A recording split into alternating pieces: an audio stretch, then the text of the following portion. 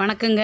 நான் உப்புமா கிண்ட போகிறேன். இப்போ அதுக்கு வெங்காயம், பச்சை மிளகா, வத்தல், கடலப்பருப்பு, உளுந்தம்பருப்பு, கருவேப்பில், கொத்தமல்லி தழை வச்சுருக்கேன். எல்லாத்தையும் எண்ணெயை ஊற்றி தேவையான அளவு ஊற்றிக்கோங்க. ஒரு 2 குழிக்கரண்டி ஊற்றிக்கோங்க. உப்புமா கொஞ்சம் அதிகமாக தான் தேவைப்படும். கடுகு போடுங்க. போட்டுட்டு அந்த தட்டில் வச்சுருந்த எல்லாத்தையும் போடுங்க. வெங்காயம், பச்சை மிளகா, வத்தல், கருவேப்பில், கொத்தமல்லி தழை எல்லாத்தையும் போட்டு வதக்குங்க. இங்கே பக்கத்து அடுப்பில் 2 டம்ளர் ரவையை போட்டிருக்கேன். போட்டு நல்லா வறுத்துக்கோங்க. இது 2 டம்ளர் ரவைனா 4 டம்ளர் தண்ணி ஊற்றணும். 4 டம்ளர் ஊற்றலாம், 5 டம்ளர் ஊற்றலாம். கொஞ்சம் கொலன்னு இருந்தால் நல்லாயிருக்கும், டேஸ்ட்டாக இருக்கும். அதில் உப்பு போட்டுருங்க.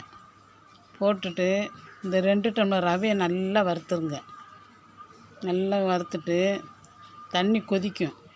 அப்போ கொதிக்கும்போது அடுப்பை நல்லா சுட வச்சுக்கோங்க. வச்சுட்டு கொஞ்சம் கொஞ்சமாக போட்டு கிண்டுங்க. இந்த நான் கிண்டுறேன் பாருங்கள், அப்படி கிண்டுங்க.